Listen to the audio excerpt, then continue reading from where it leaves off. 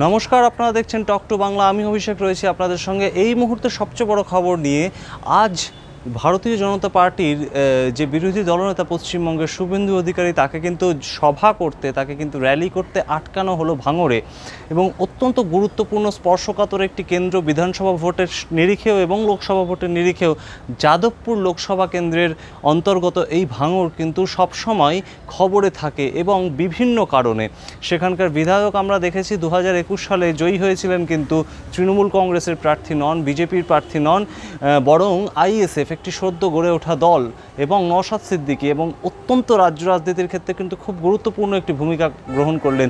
যদিও আজ বিজেপি, ভারতীয় জনতা পার্টির তরফে তার একটি নির্বাচনী সভা তারা অর্গানাইজ করেছিল ভাঙড়ে, এবং ডক্টর অনির্বাণ গাঙ্গুলি প্রার্থীকে নিয়ে শুভেন্দু অধিকারীর সভা করার কথা ছিল, কিন্তু সেই সভা কিন্তু এই মুহূর্তে ক্যান্সেল করা হয়েছে। এবং শুভেন্দু অধিকারীর আরও অভিযোগ যে আজ সকালে নাকি মধ্যমগ্রামে তার একটি র্যালি ছিল, সেটিও ক্যান্সেল করা হয়েছে শাসক দলের কাছ থেকে।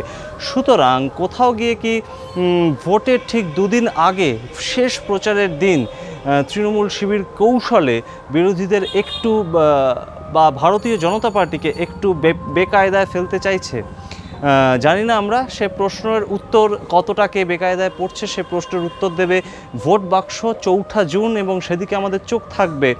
এবং প্রসঙ্গত জানিয়ে রাখি যে যাদবপুর লোকসভা কেন্দ্র থেকে যেমন লড়ছেন বিজেপির হয়ে ডক্টর অনির্বাণ গাঙ্গুলি, ঠিক তেমনভাবে সিপিআইএমের হয়ে কিন্তু অত্যন্ত হেভিওয়েট প্রার্থী, পরিচিত মুখ রাজ্য রাজনীতির ক্ষেত্রে সৃজন ভট্টাচার্য, ছাত্র রাজনীতি থেকে উঠে আসা মুখ। এছাড়াও তৃণমূলের তরফে কিন্তু লড়ছেন এবারে নতুন মুখ এবং বলা যেতে পারে যুব নেত্রী, বর্তমানে রাজ্য রাজনীতির ক্ষেত্রে অত্যন্ত পরিচিত মুখ এবং অভিনেত্রী অবশ্যই সায়নী ঘোষ।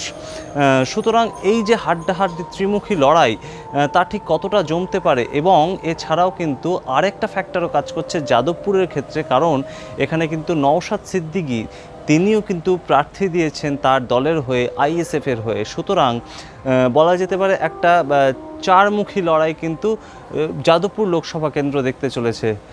ভোট বাক্সে কার কী প্রভাব পড়বে সেদিকে আমাদের নজর থাকবে। আপনারা দেখতে থাকুন টক টু বাংলা। নমস্কার।